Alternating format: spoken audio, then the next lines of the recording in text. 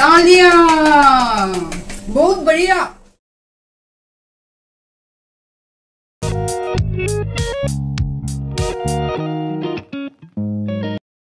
কিরে কোকো কি করছিস তুই?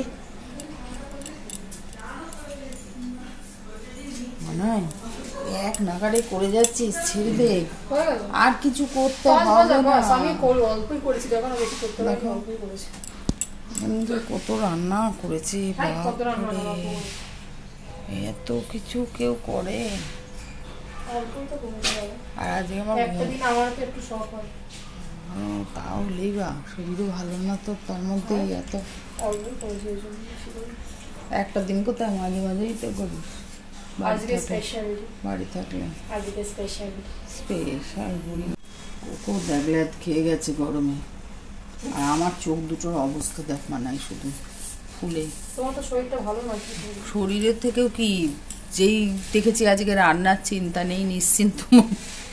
এত ঘুমিয়েছি, এত স্বপ্ন, নানান স্বপ্ন, হিজি বিজি কত কিছু, আজব আজব সুন্দর সুন্দর স্বপ্ন। সুন্দর কিন্তু আজব। দেখ আমার এখনো চোখটা যে পুরো খুলবো টেনে খুলতে পারছি না। নিশ্চিন্ত মানুষ হয়ে গেলে যা হয়, আজকে জানি নিশ্চিন্ত, রান্নার দায়িত্ব নেই, চিন্তা নেই, ঘুমিয়ে পড়েছি।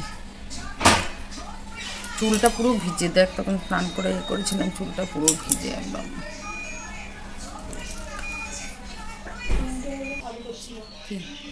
না অত করিস না, অত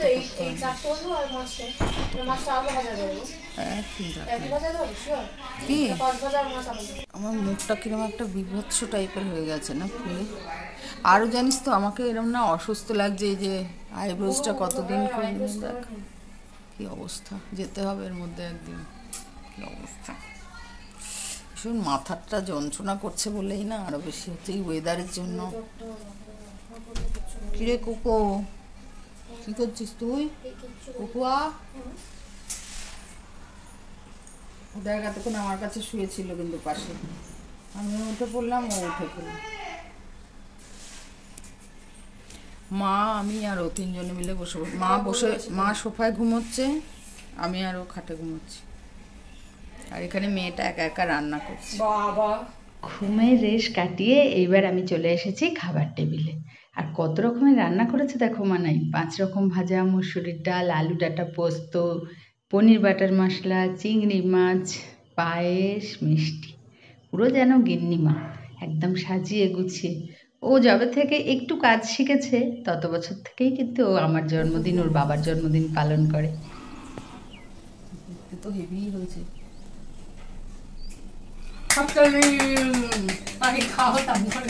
डालिया बहुत बढ़िया।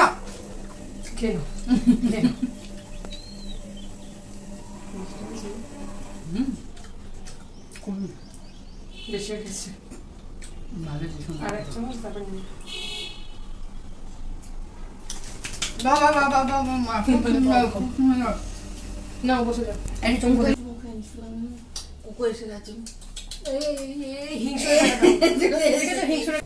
কোকো দেখ সব খাবার টাবার ফেলে রেখে দেখ অবস্থা। না খাওয়া হয়ে গেছে বোধহয়, তাড়াতাড়ি খাওয়া হয়ে গেছে। তাও কত রান্না করেছে শুধু দেখো। অল্পই করেছে না, অল্প না, গনে কি করেছে সেটা নয়। আনন্দ হচ্ছে খুবই, মুখে বলছি ঠিকই কিন্তু আনন্দ না। যদিও সত্যি বলতে কি নিজেরা করিতে জানি যে আমাদের অভ্যেস থাকে, ওদের তো অভ্যেস থাকে না, সেই জন্য পরিশ্রম হয়। কিন্তু দেখো ও গিফটও আমাকে অনেক কিছু দিয়েছে, কিন্তু গিফটটা বড় কথা নয়। গিফটটা ঠিক আছে, গিফট দেওয়াই যায়, কিন্তু এই জিনিসটা, এই যে মানসিক ভাবে যে ইনভলভমেন্ট, এইটাই হচ্ছে সব থেকে বড় পাওয়া। আর বাবা মায়ের কাছে তো এর থেকে সব থেকে মানে আর কিছু বড়ই হতে পারে না। তো এটাই ঈশ্বরের কাছে প্রার্থনা করি বা কামনা করি, যেন প্রত্যেকটা সন্তান তার বাবা মায়ের প্রতি এইটুকু অনুভূতিটা রাখে। হ্যাঁ অবশ্যই রাখে, আরো বেশি বেশি অনুভূতি রাখে, হয়তো পরিস্থিতির চাপে অনেকে করতে পারে না, সেটাও ঠিক। কিন্তু যাদের পরিস্থিতি থাকে তারা যদি এইটুকু অনুভূতি রাখে, প্রত্যেকটা, আমার মনে হয় পৃথিবীর প্রত্যেকটা বাবা মা মানে ভীষণ খুশি হবে। ঠিক আছে চলো এবার খেতে থাকি। সব থেকে আমার প্রিয় জিনিসটা আগে তুলি টেস্ট করি, দেখো কেমন হয়েছে। দারুণ হয়েছে। খাওয়ার আগে বলে দিল। না সত্যি খুব ভীষণ সুন্দর, যে পুরো রেস্টুরেন্ট। কিন্তু কত পনির দিয়েছিস রে? খাও, খাও। পনির বাটার মশলা যেহেতু আমি ভালোবাসি করেছেন, কিন্তু সত্যি রেস্টুরেন্টের মতো খেতে আছে। খেয়ে দেখুন, বাবা পনিরও স্বল্প খায়। বাবা অল্পই কেমন দিয়েছে। রান্না করেছে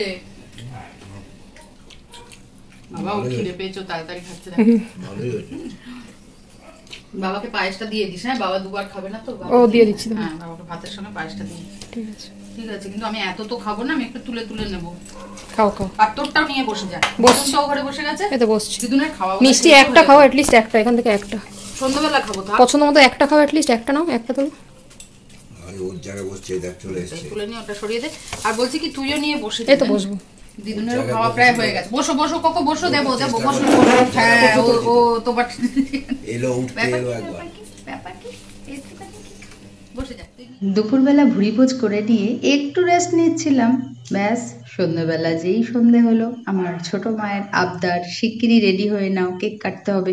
নতুন জামা কিনে দিয়েছে, তাই জন্য সেই জামা পরে আমাকে সাজুগুজু করতে হবে।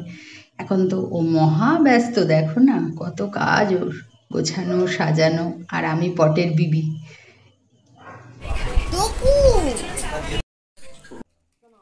এরপর দেখো সাজুগুজু করে পটের বিবিটি সেজে মধ্যমণি হয়ে বসে পড়েছি। আর মানাই নানান রকম কথা বলছে, আর আমি সেগুলোকে আরও বেশি করে এনজয় করছি, মজা করছি। আর আমার এই পাগলামি ছেলে মানুষগুলো ওরা খুবই এনজয় করে সব সময়। আমি সব সময় চেষ্টা করি এইভাবে সকলকে খুশি রাখতে। এইবার তো প্রদীপ প্রজ্বলন হয়ে গেল, সুন্দরভাবে আমাকে আপ্যায়ন করা চলছে সবাই মিলে। মায়ের আশীর্বাদ, কর্তামশাইয়ের আশীর্বাদ, মেয়ের ভালোবাসা, আর যারা যারা আমাকে ভালোবাসো, আমাকে পছন্দ করো, তাদের আশীর্বাদ তো অবশ্যই আমার কাছে থাকবে। হ্যাঁ, সবাই যে আমাকে ভালোবাসবে এমনটা কোনো কথা নয়। তো ঠিক আছে, যারা ভালোবাসবে তাদের জন্যই বলছি অনেক অনেক ধন্যবাদ, আর যারা ভালোবাসবে না তাদেরও বলছি তোমরাও খুব ভালো থেকো। এই কামনাটা আমি সবসময় সবার জন্য করি। আর জানো তো, খুশি এমন একটা জিনিস যেটা না কেউ কাউকে দিতে পারে না। এই খুশি জিনিসটা না যে যার নিজেকেই নিতে হয়। সবাইকে ভালো রেখে যে খুশি পাওয়া যায় তার কাছে কিন্তু কোনোটাই কিছু না। আমি সবসময় চেষ্টা করি আশেপাশের মানুষদের ভালো রেখে সেই খুশিটাতে নিজে খুশি হতে। আর এখানে দেখো, কোকো কিছুতেই পেস্ট্রি খাবে না, ও সাধারণত ওই ফ্রুট কেকটা বেশি পছন্দ করে, কিন্তু এটা ওর ভালো লাগছে না, ওকে জোর করে খাওয়ানোর চেষ্টা চলছে। কিন্তু যাই হোক, অনেক কষ্টে একটু খেলো। ও তো সন্তানের মতো, ও দূর থেকে দেখছিল, তো ওকে ওই জন্য ঘুমিয়ে পড়েছিল, মানাই তুলে নিয়ে এলো। আর আমি দেখো এখানে পাগলামি করেই যাচ্ছি। আর মানাইকে বলছি দেখ জিনিস নষ্ট করতে নেই, তাই কেক চেটে চেটে চেটে চেটে খেয়ে নিচ্ছি। মানে যখন স্কুলে পড়ে তখনও বেশ ছোট, কিন্তু তখন থেকেই না ও আমার, ওর বাবার জন্মদিন, তারপরে আমাদের অ্যানিভার্সারি ও ওর মতো করে পালন করতো। তখন হাতে কার্ড তৈরি করে, কার্ড লিখে, ও সেই লুকিয়ে লুকিয়ে কার্ড তৈরি, যাতে আগের থেকে আমরা না জানতে পারি, সারপ্রাইজ দেওয়া, এগুলো ও করতো। আর এগুলো না বেশ ভালো লাগতো। এবার এই আনন্দঘন মুহূর্তগুলো থেকেই না আমার ডেলি ব্লগ করার ইচ্ছাটা জেগেছিল। কারণ আগে ছবি হয়তো আপলোড করতাম ফেসবুক যখন ছিল, তারও আগে কিছুই ছিল না, কম্পিউটারে সেভ করে রাখতাম।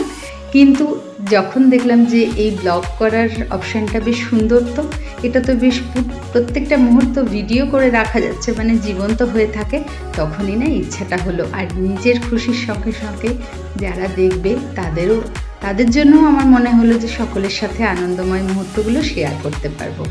আচ্ছা, যাদের মনে হয়েছে না যে আমি বিশ্ব ব্রহ্মাণ্ডকে জানানোর জন্য ব্লগ করি, তাদের ভুলটা একটু ভাঙিয়ে দিই। সবার কাছে না কিছু কিছু জিনিস পরিষ্কার থাকা দরকার।